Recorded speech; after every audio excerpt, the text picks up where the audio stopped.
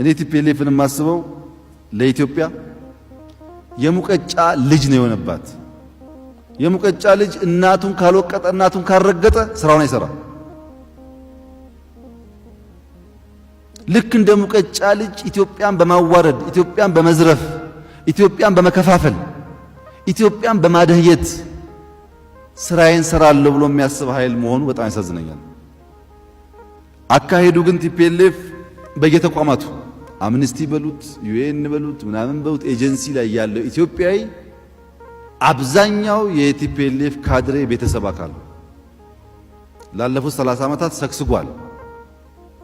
የአሜሪካን መንግስት በመረጃ እያወናበደ ያለው የዚህ ኤጀንት ካድሬ ቤተሰብ ነው። ጓደኞች አሏቸው። 20 ዓመት 30 ዓመት ጓደኛ የሆኑባቸው ሰዎች አሉ። ገንዘብ አላቸው፣ ጓደኞች ናቸው። ከ6 ወር በፊት ሎቢ ቀጥረዋል። ሎቢስቶች የሚባሉ አሉ። ያው የኮራፕሽን ነው ግን ቀጥረዋል። ለምን? የተዘረፈ ሀብት አላቸው። ኢትዮጵያ እንደዛ ሀብት የላት። ተዘርፋ እኮ ገና ለማስመለስ ጥረት የምታደርግናት። እነሱ በጣም ብዙ ብር ስላላቸው በየሀገሩ ሎቢስት ቀጥረዋል። ሚዲያ ገዝተዋል። የፓርላማ አባላት ቀጥረዋል። ይጮሁላቸዋል። መተከል ብትሄድ ግን ጉሙዝ ሎቢስት መግዛት አይችልም ብቻ ሳይሆን የት እንደሚገዛም ስለማያውቅ ማንም አይጮህለትም። የአማራ አርሶ አደር የአገው አርሶ አደር ከመተከል ተፈናቅሎ በየመንደር ውስጥ ያለው ማንም አይጮህለትም። ድምፅ ለሌላቸው ሳይሆን ገንዘብ ለሌላቸው ስለሚጮህ ማለት ነው። ኢትዮጵያ ማሸነፍ አይቻልም። ፎርዛት ማተር ኢትዮጵያ ማሸነፍ አይቻልም ብቻ ሳይሆን ወደ ውጊያ የሚገቡ ከሆነ እናሸንፋቸዋለን፣ እኛ የሚሊሻ ውጊያ እንዋጋም የሚለው ጭምር ከውጊያው በፊት ሽምግልና ልክያለሁ። ግን የሄደ ሰው ሁሉ እዛ ደርሶ ሲመለስ ያዝንልኛል። በቃ እዛ ያለው የማይነካ የማይደፈር እንደፈለገ ማድረግ የሚችል እዚህ ያለው ደግሞ ምንም ማድረግ የማይችል አልጎ ስለሚያስብ እንደው ጥንቃቄ ብታረግ እንደው ብታስብበት የሚል እንጂ በዚያ ሳይድ ጥፋት ሊመጣ ይችላል በሚያስብ አልነበረም። ሁሉ ቀርቶ የአንድ ሀገር አምባሳደር ስሙን አልጠቅስም ግጭት ከመፈጠሩ በፊት ወደ መቀሌ ሄዶ ደብረጽዮን ያነጋግረዋል። እባክህን ዲስካሌት አድርጉት ይሄንን ጉዳይ ይቅር የግጭት ብሎ እና የመለሰለት መልስ አትቸገር፣ እኛ 2 ሳምንት 3 ሳምንት አይፈጅብንም፣ ካሸነፍናቸው በኋላ ድርድር እናደርጋለን የሚል እብሪት አደገኛ ነገር ነው። እብሪት ውድቀትን ትቀድማለች። ትክክለኛ አባባል ነው። ግን ቲፒኤልኤፍ ላይ ብቻ አይደለም፣ አሁን ያለን ፖለቲከኞችም ከእብሪት መጠበቅ አለብን። ለማንም የሚሰራ ፕሪንሲፕል ስለሆነ ቲፒኤልኤፍ ዝግጅቱ በሙሉ ውጊያ ነው፣ ዝግጅቱ በሙሉ ሰልፍ ነው፣ ዝግጅቱ በሙሉ መሳሪያ ነው፣ ዝግጅቱ በሙሉ ሽርጥ ነው። እንደምታውቁት ተው ቢባል ቢለመን በእጃላሉ። የጦርነት ነጋሪት ይጎሰማል፣ ይፎከራል። ልክ እንደ ጥሩ ነገር ጫወታችን ነው፣ ቀልዳችን ነው፣ ድራማችን ነው ይባላል። ጦርነት ድራማ ለማንም መሆን አይችልም። ለማንም ነፍስ ነው የሚበላው። የአንድ ሰው እናትና አባት ያለው የሆነ ሰው በዚያ ጉዳይ ውስጥ የተሳተፈ ቢሆንም በሱ መሞት በሱ መቁሰል ምክንያት ብዙ ቤተሰብ ለክፋት ለችግር የሚጥል ነው፣ ለሐዘን የሚጥል ነው። ጠቃሚ ነገር አይደለም። በዚህ ምክንያት ነበር ጦርነት እንዳይኖር ከፍተኛ ልመናና እናንተም እንደው ይሄ መንግስት ልምምጣ በዛ እርምጃ አይወስድም እንደ ምናምን ብላችሁ ስትቆጡ የነበረው ማለት ነው። እርምጃ መውሰድ ይቻላል፣ ግን ሰው ነው የምንገለው፣ ሀብት ነው የምናወድመው።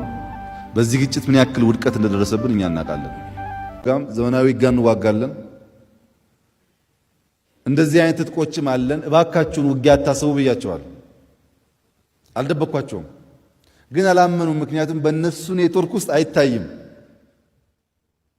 በእነሱ ባላቸው አክሰስ ስለማይታይ አልተቀበሉትም። ግን ይህ ኃይል በኋላ በዝርዝር መጣበታለሁ። አሁን ከመቀሌ ሸሽቶ ሀገረ ሰላም አካባቢ እየተሰባሰበ ነው ያለው። እንዲሰሙኝ የምፈልገው ትናንትና ማታ ከምሽቱ 4 ሰዓት 5 ሰዓት 6 ሰዓት ከሲቹዌሽን ሩም ውስጥ አብይ አዲና ሀገረ ሰላም መካከል የነበረውን መተረማመስ ስናይን ያደር ነው። ላይቭ ነው የምናየው የጥላት እንቅስቃሴ።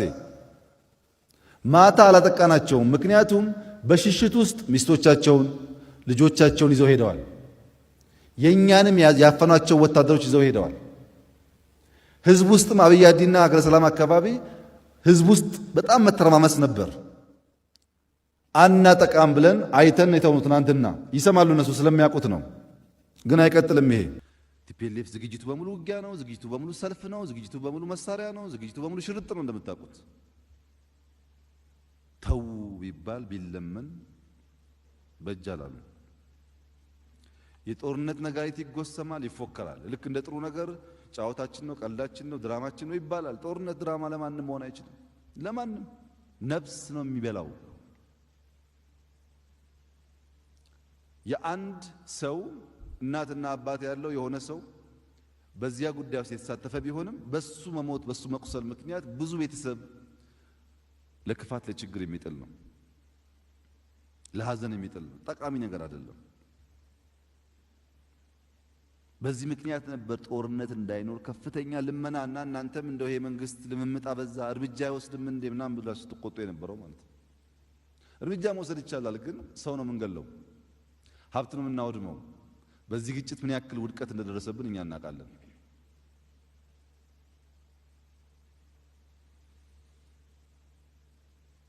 የቲፒኤልኤፍ የጦርነት ፍላጎት አሳዛኝ የሚሆነው ላለፉት 20 ዓመታት ቲፒኤልኤፍ ስልጣን ላይ ያለ የትግራይ ህዝብ 1.8 ሚሊዮን ህዝብ በሴፍቲ ኔት እየተረዳ ይኖረው 20 ዓመት። እዚህ ያለውን ትግራይ ውጭ ያለውን ትግራይ ሌላ ቦታ ያለውን ሳይሆን ትግራይ ክልል ያለውን ነው ማወራችሁ። 1.8 የትግራይ ህዝብ በሴፍቲ ኔት የሚኖረው 20 ዓመት።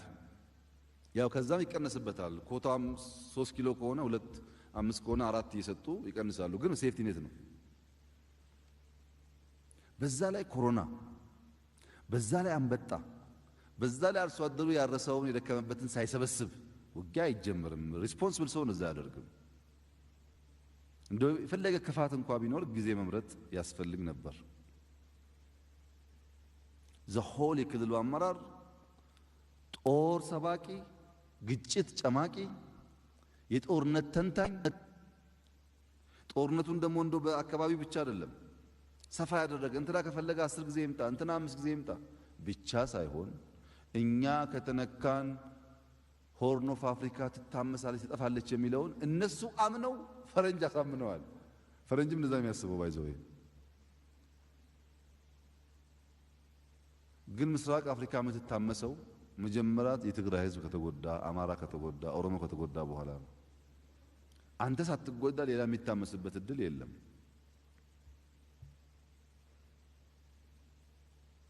ይሄ በዚያ በቃ እንዴ?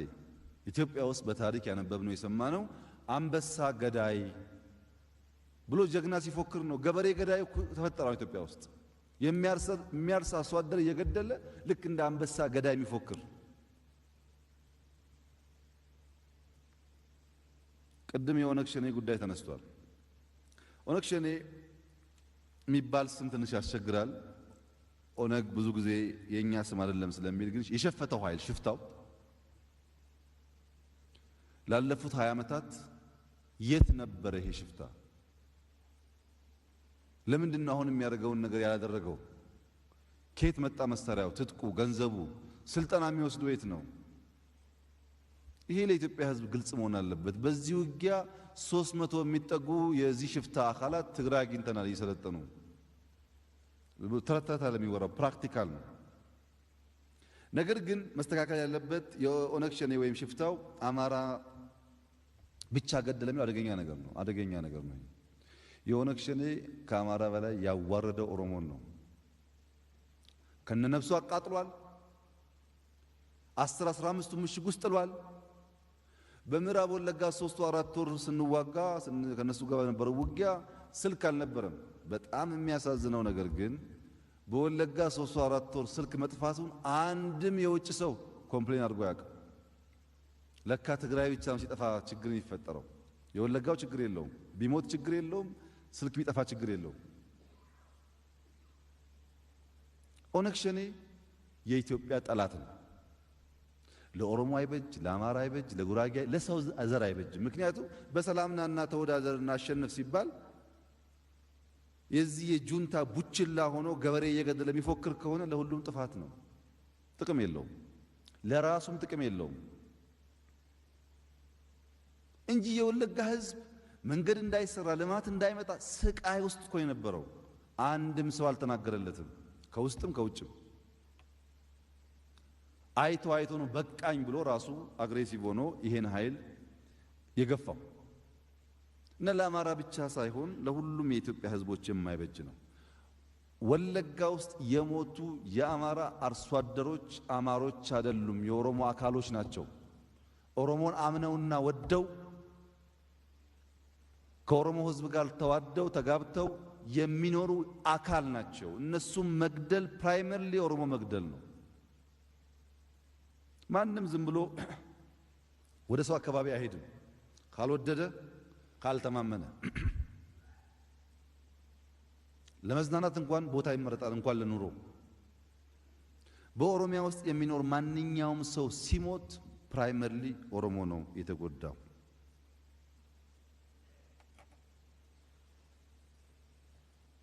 እነዚህ ኃይሎች የሁላችን ጠላቶች ናቸው።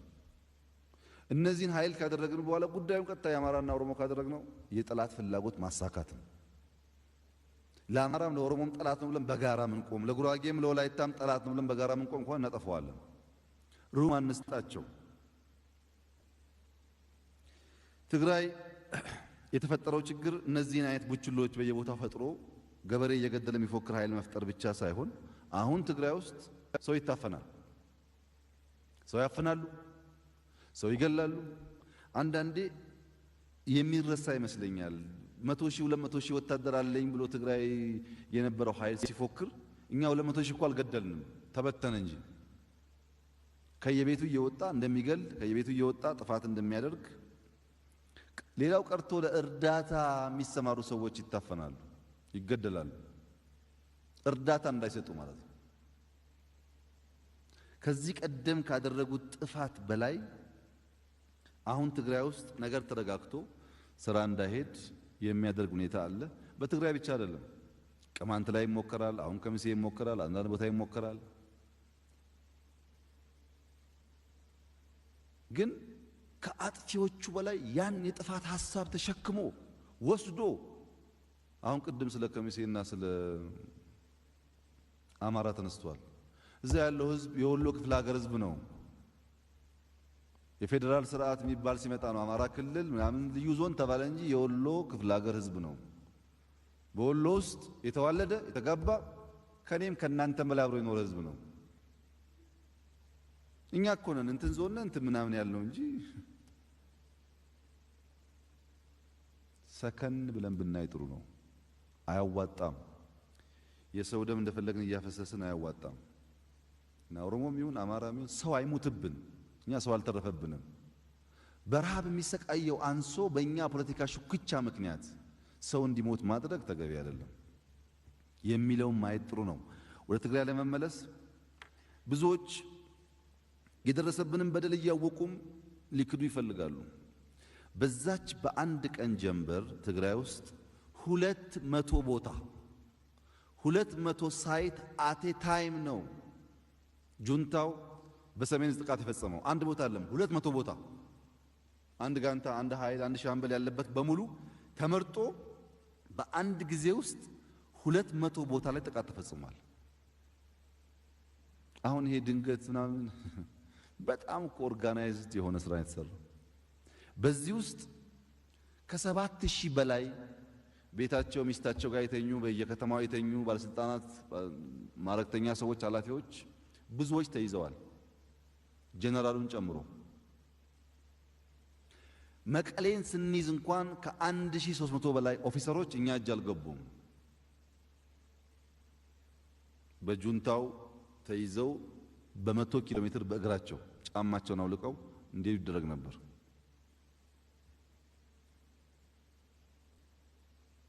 ጉዳዩ በዚህ አላበቃም። ሰሜን ዕዝን አጥቅቶ ምናምን ችግር አልነበረውም። ግን ሀገራዊ እንዲሆን አማራ ክልል ጥቃት የጀመረው ማን ነው? ይሄ እኮ ለማንም ኢትዮጵያዊ ግልጽ እኮ ነው። በአማራ ክልል ላይ ጥቃት የጀመረው ይሄ ኃይል ነው። ሰሮቃ አቅራቅር ከሰማችሁ አማራ ክልል መጀመሪያ የተጠቃው ና ግባበት ተብሎ ማለት ነው ወደ ጦርነቱ። በሀገር ደግሞ እንዳይቀር ኤርትራ ሮኬት የተከሰው ማን ነው? ሪጂናል ይሁን።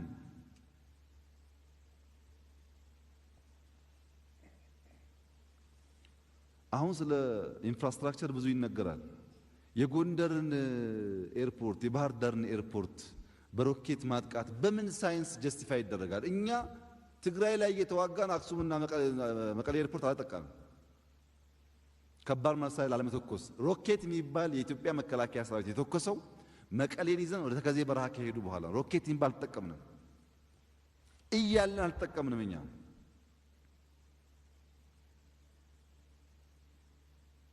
ኢንፍራስትራክቸር እንደ እንትን ነው የተሸነሸነው። ይሄ ብቻ አይደለም። ከ10 ሺህ በላይ እስረኛ መቀሌ ብቻ። በነገራችን ላይ በድፍን ትግራይ ከ30 ሺህ በላይ እስረኛ ተፈቷል። ይሄን እኮ ድሮ አናቅም እኛ ሰው እንዲህ ሲታጎር እንደነበረም አናቅም። መቀሌ ብቻ ከ10 ሺህ በላይ እስረኛ ፈተዋል። እስረኛው ይዘርፋል፣ የነሱ ዝራጅ ይዘርፋል፣ መከላከያም የሚያበላሸው ነገር አለ። ሌሎች ኃይሎችን ተጨማምሮ ህዝባችን ጉዳት ላይ ነው ያለው። የዚህ ሁሉ ጉዳት መነሻ ኢሪስፖንሲብል የሆነው ኃይል ቢሆንም ገፈቱን ምስኪኑ ህዝብ ነው እየቀመሰ ያለው። ይህ ህዝብ 1.8 ሚሊዮን ህዝብ በሴፍቲኔት እየኖረ ተጨማሪ ዕዳ አይገባውም ነበር፣ አይገባውም። ለትግራይ ህዝብ ጦርነት፣ ግጭት አይገባውም። የተሸከመው ጁንታ ኃይል በእጁ ላይ የነበረው ደምና ኃጢአት አስክሮት ተጨማሪ ዕዳ መጣ። ይሄ ያስከተለው ኮንሲኩዌንስ በጣም ብዙ ነው። የኛ የህግ ማስከበር ዘመቻ 3 የተለዩ ዓላማዎች አሉት። በግልጽ ዓላማ ላይ የተመሰረተ ነው። አንደኛው ወንጀለኞች በሺህ የሚቆጠር 20 ዓመት ህዝቡን የጠበቀ በማያውቀው በማያገባው ምክንያት በዘሩ ምክንያት ብቻ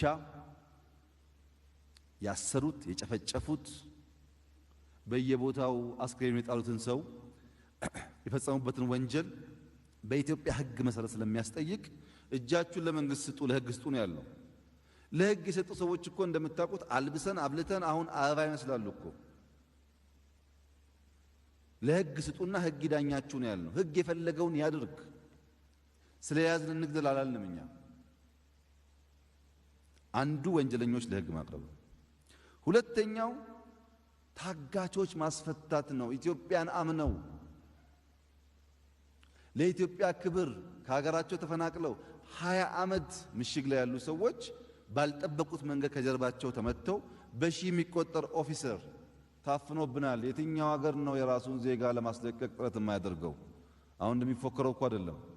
ማንም ሰው የራሱ ኦፊሰር ቢያዝበት ታጋች ነፃ ለማውጣት በብዙ ኦፕሬሽን በእስራኤል አይተናል፣ በተለያዩ ሀገራት ይሰራል። እኛ ግን 1000 ምናምን ኦፊሰር ጀነራል ጨምሮ ነው ያለው። ሁለተኛው ዓላማ እነሱ ማስፈታት ነው። ሶስተኛው ዓላማ ህዝባችን ስለሆነ ይሄ ክልል ኢንትሪ ማስተዳደር ኖሮት ቤዚክ ሰርቪስ እየሰጡ መንግስት ሆኖ ወደ ምርጫ ሄዶ ራሱ የሚፈልገውን ኃይል በምርጫ መምረጥ ነው። በመጀመሪያው ዓላማ ላይ በርካታ ወንጀለኞች ይዘናል። እንደምታውቁት የቀሩ ወንጀለኞች አሉ። የቀሩ ወንጀለኞችን ከአጠቃላይ ኦፕሬሽን ጋር ለማያያዝ የሚሞክር ኃይል አለ። ስህተት ነው። አፍጋኒስታን ላይ አልቃይዳን ሲደመስስ የአሜሪካ ጦር ቢንላደንን ለመያዝ ግን ዓመታት ነው የወሰደበት። አፍጋኒስታን ላይ ጦር ማፍረስና ቢንላደንን መያዝ ለየብቻ። እኛ ይህ ኃይል እንደ ኢንስቲትዩሽን የሚያደርገውን ነገር አጥፍተነዋል። ግለሰቦች ይፈለጋሉ፣ ሲገኙ ለህግ ይቀርባሉ። ታጋች ማስፈታት 100% ኦፊሰሮቻችን አስፈተናል። አዋርደው ገለው ይጣላቸውን ቀብረናል። የተዘረፍነው መሳሪያ ቁጥር ስፍር የለውም። ባለፈው አንስቼላችኋለሁ። አስመልሰናል። የተሳካ ነበር። ሶስተኛው ኢንተርናል አድሚኒስትሬሽኑ ኦልሞስት በሁሉም ወረዳ በሁሉም ዞን ኢንፍራስትራክቸር ዘርግቶ ሰርቪስ ለመስጠት ጥረት እያደረገ ነው ያለው። ይሄ አድሚኒስትሬሽን መታገዝ አለበት። ህዝቡ ማገዝ አለበት። ፌደራል መንግስት ማገዝ አለበት። ክልሎች ማገዝ አለባቸው። ምናግዘው ለህዝባችን ስንል ነው። ህዝቡ እስካላገዘው ይጎሳቀላል። ቤዚክ ሰርቪስ አያገኙም። ይሄ አድሚኒስትሬሽን ግን የሁል ጊዜ አይደለም። ምርጫ እስኪካሄድ የተከበረው ምክር ቤት እንዲገነዘብ የምፈልገው በዚህ በኢንትሪም አድሚኒስትሬሽን በትግራይ ክልል ካሉ የሚፎካከሩ ፓርቲዎች ውጪ አንድ አማራ፣ አንድ ኦሮሞ፣ አንድ ጉራጌ የተቀላቀለ የለም። የትግራይ ህዝብ ራሱን በራሱ የማስተዳደር መብቱን በሚጠብቅ መንገድ ውጊያ ላይ ያለን እንኳን ቢሆን ያረጋግጥነው ይሄንን ነው። የራሱ ልጆች ናቸው። ካልፈለጋቸው በምርጫ ይጣላቸው፣ የፈለገው ይምረጥ፣ መብቱ ነው። ሶስቱን ለማሳካት የተደረገ ህግ ማስከበር ዘመቻ ነው። ይሄ ብቻ ሳይሆን በሂደቱ ንጹሃን ሰዎች እንዳይጎዱ መቼም ባለፈው አንስቼዋለሁ፣ አልዘረዝረውም። መቀሌ እንዳንዋጋ፣ ሽሬ እንዳንዋጋ፣ አክሱም እንዳንዋጋ ከፍተኛ ጥረት አድርገናል። አክሱም እኮ ከያዝን በኋላ በማግስቱ ታስታውሱ ከሆነ ህዳር ጽዮን ማርያም ተከብሯል እኮ ላይ ትዝ አይላችሁ? ተከብሯል እኮ። ከተሞች ላይ ችግር እንዳይመጣ ወታደሮቻችን በቦቴ ውሃ እንዲያጠጡ ሙከራ ተደርጓል። እዚህ ጋር ያለው ችግር ምንድነው? ርዝራዡ የተበተነው ኃይል የመከላከያ ሰራዊት ከገባ ውሃም ቀለብም ከሰጠ በኋላ እየቆዩ አንድ ሰው ሁለት ሰው ብቻ ሲያገኙ ሲመቷቸው፣ ሲተኩሱ፣ ሲገሉ መከላከያ ድጋሚ ቁጣ ሲመሰረትበት የተፈጠሩ ችግሮች አሉ በየቦታው። መጀመራቸው ብቻ ሳይሆን ድጋሚም ፕሮቮክ እያደረጉ ማለት ነው። ከባድ መሳሪያዎች ከተሞች ላይ እንዳይተኮስ ሮኬቱን ጨምሮ እነሱ እየተኮሱኝ አልተኮስንም። ታውቃላችሁ፣ ሚሳኤሉ እንዳይሰራ ለማምከን የሰራን እንጂ ሮኬት ስላለምና አልተኮስንም። ያ የኛ ህዝብና የሚደርስበትም ጣጣ የኛው ዕዳ ስለሆነ እንደዚህ አይነት ግጭት ግን በተወሰነ ደረጃ ማየት ጠቃሚ ነው። ኢራቅ ላይ ዘመናዊ ጦሮች፣ ዘመናዊ ሀገራት ያደረጉት ውጊያ 60% በላይ ያጠቃው ሲቪሊያን ነው። ሞደርን የሚባል አርሚ ተዋክቶ አፍጋኒስታን ላይ 25% ያጠቃው ሲቪሊያን ነው። የመን እየሰማችሁ ነው፣ ሲሪያም እየሰማችሁ ነው። በከፍተኛ ደረጃ ሲቪሊያን ይጠቃሉ። በእንደዚህ አይነት ጊዜ the best መፍትሄ ውጊያ ለመጀመር ነው። ከጀመርክ ዘመናዊም ሁን ሀብታምም ሁን ደሃም ሁን ያው ኮላተራል ዳሜጅ ውጊያ ያመጣል። ውጊያ ጀመረ ስታበቃ ፊት በጥፊ አይመታ ምናምን አትልም። እሱ በቦክስ ውድድር ውስጥ ያለ ህግ ነው ፋውል የሚባለው። ውጊያ በጣም አስቀያሚ ነገር ነው ከተገባ። ቲፒኤልኤፍ ከተሞች ላይ ከባድ መሳሪያ ያከማቸው፣ በሃይማኖት ተቋማት አካባቢ ላይ እንደ ምሽግ የተጠቀመው ሮኬት የተኮሰው ዋናው ምክንያት በጣም ከፍተኛ የሆነ የሲቪል እልቂት እንዲፈጠር በማሰብ ነው። ጥንቃቄ ለማድረግ ከፍተኛ ጥረት ተደርጓል። አሁን ለትግራይ ህዝብ፣ ለትግራይ ወዳጆች፣ ለተከበረው ምክር ቤት መግለጽ የምፈልገው ቲፒኤልኤፍ ማለት በንፋስ ላይ እንደተበተነ ዱቄት ማለት ነው። ከእንግዲህ በኋላ ሰብስበን ዱቄት ልናደርገው አንችልም። እሱን ትተን አዲስ ኃይል፣ አዲስ የተማረ አሁን ያለውን ዘመን የሚዋጅ አስተሳሰብ መምራት የሚችሉ ሰዎች መፍጠር ይቻላል። ትግራይ ውስጥ በጣም ብዙ ሰዎች አሉ፣ ብዙ ምሁራን አሉ፣ ብዙ ሰዎች አሉ። አብረን መላላጥ፣ መጋጋጥ ጠቀሜታ የለውም እንበልና የተከበረው ምክር ቤት ፈቅዶ መንግስትንም እረፍ ብላችሁ እዛ የተሸሸጉ አንዳንድ ሰዎች መጥተው መንግስት ይሁኑ ቢባል እና መቀሌ ቢመለሱ በምን አይናቸው ነው ሚዲያ ላይ ቀርበው እንደ ትናንትና መናገር የሚችሉት? መልካቸው ስለተበላሸ ብቻ አይደለም፣ ሞራልስ ደቋል እኮ ቤት በኩል። ማንስ ነው የሚሰማቸው? ማን ነው የሚያምናቸው? ካሁን በኋላ ፕሬዝዳንት እንዴት ይኮናል? አይኮንም። ኢትስ ጎን። ይሄ ታሪክ ነው። በፍጹም ብንዋጋ ባንዋጋ አይደገምም።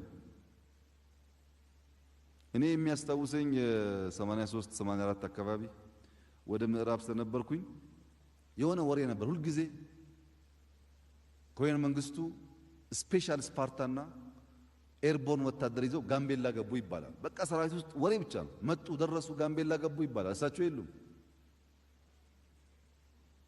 እንደዚህ አይነት ፕሮፓጋንዳ ለኢትዮጵያም ለትግራይም አይጠቅምም። የሚያስፈልገው አሁን ጠንካራ ኃይል አውጥቶ ክልሉን አረጋግቶ ወደ ሰላም መውሰድ ነው። ምክንያቱም ህዝባችን እየተጎዳ ስለሆነ ከሰብአዊ መብት ጥሰቶች ጋር ተያይዞ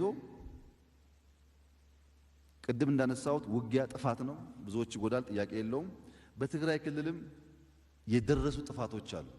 የሚጋነነው ፕሮፓጋንዳው የሚዋሻውን ትታችሁ ሴት በመድፈር ንብረት በመዝረፍ ጥፋቶች እንደተካሄዱ መረጃዎች ያመላክታሉ። ከሀገር መከላከያ ሰራዊት ጋር ሳምንት ነው የገመገምነው። ትናንት እሁድ ነው የጨረስነው። የሀገር መከላከያ ሰራዊት አባል ሆኖ በትግራይ እህቶቻችን ላይ መድፈርን መዝረፍን የፈጸመ ማንኛውም ወታደር በሕግ ይጠየቃል። እኛ ጁንታ ምታን ያልነው እንጂ ህዝባችን አጎሳቅል አላልነው። ይጠየቃል። ጁንታውን ስንጠላ ህዝቡን ለይተን የምንሄድበትን መንገድ በኦፕሬሽን ኤቲክስ ካልመራን በስተቀረ ይህ አደገኛ ነገር ነው። የተከበረው ምክር ቤት እንዲያስብ የምፈልገው አሁን የምንባላው ኦሮሞ፣ አማራ፣ ወላይታ ብለን የምንባላው ነገር የእንደዚህ አይነት ኦፕሬሽን ብልሹ አሰራር ውጤት ነው። የዛሬ 100 ዓመት የሆነ አካባቢ የተደረገ ኦፕሬሽን አንድ ህዝብ እንደ ህዝብ አማራ የሚባል ህዝብ የሄደበት አይደለም። አንድ የአማራ ጀነራል ወይም አንድ የአማራ ደጃዝማች ሊሆን ይችላል አሰልፎ የሄደው ጦር ከጦርነት በኋላ መድፈር፣ መዝረፍ፣ መግደሉ ሲገባ እስከዛሬ ድረስ አማራና ኦሮሞ ወላይታና ምናምን ይባላል። ህዝብና ህዝብ ተጋጭቶ ሳይሆን ለዘመቻ የሄደው ኃይል ከድል በኋላ የሚያስከትለው ጥፋት አደገኛ ቁስል ነው። ይሄው እየተሰቃየንበት ነው ያለን እንጂ አሁን ያለው አማራማ ምንም ያገናኘው ታሪክ ውስጥ ምንም ያውቀው ነገር አለ? ወታደር ካሸነፈ በኋላ በከፍተኛ ኤቲክስ ካልተያዘ በስተቀረ ለዘመናት የሚቀጥል ቁርሾ ሊጥል ይችላል። ለዛው ጠንከር ብለን በእኛ ሰራዊት ላይ እርምጃ መውሰድ የምንፈልገው ጀግኖችን እንሾማለን፣ እንሸልማለን። ጥፋተኛ ደግሞ በህግ እንጠይቃለን። ጥፋትን በሚመለከት ከፍተኛ የሆነ ግነት አለ፣ ፕሮፓጋንዳ አለ። እሱ ነባራዊ ነው። አንድም ጥፋት ካለች ግን ማስተካከያ እርምጃ መውሰድ ያስፈልጋል። በእኛ በኩል ከምናደርገው ውጭ ሰብአዊ መብት ኮሚሽን ጠንካራ ጥናቶች ሲያካሂድ ቆይቷል። በቅርቡ ሪፖርት ያወጣው ተስፋ አደርጋለሁ። ሰብአዊ መብት ኮሚሽን በሚያቀርበውና በእኛ ሪፖርት መካከል ሰብአዊ መብት ኮሚሽን በሚያቀርበውና የጁንታው ርዝራዦች በሚናገሩት መካከል የቁጥር የድርጊት ዲፍረንስ ሊኖር ይችላል። አንድም ቢሆን ግን መፈጸም የለበትም። ይህም በጥንቃቄ ማየት ያስፈልጋል። የተከበረው ምክር ቤትም በአንክሮ ማንሳት ያለበት የጁንታውን ብቻ ሳይሆን ከሱ ጋር ተያይዞ ህዝባችን እየደረሰበት ያለው መከራ የሚስተካከልበት መንገድ የእናንተም ኮንሰርን መሆን አለበት። የሚፈናቀል የሚራብ ሰው ስላለ ይሄ እንዳለ ሆኖ አንዳንዶች እውነት ያዛባሉ። እውነትን በትክክል ማየት አይችሉም። አንድ ሰው በግራ አይኑ አንድ ነገር እያየ በቀኝ አይኑ ሌላ ነገር ማየት አይችልም። ስለ ሰብአዊ መብት ጥሰት የሚሰቃዩ ትግራይ ስላለው ችግር የሚሰቃዩ ሰዎች የሰሜን ዕዝ ጥቃት በሚመለከት ምንም አያነሱ። ሰሜን ዕዝ እኮ አልተጠቃም፣ ተዋረደ። ሴቶች እኮ አሁን በወንድ የተደፈሩት የኛ ወታደሮች ግን በሳንጃ ተደፍረዋል።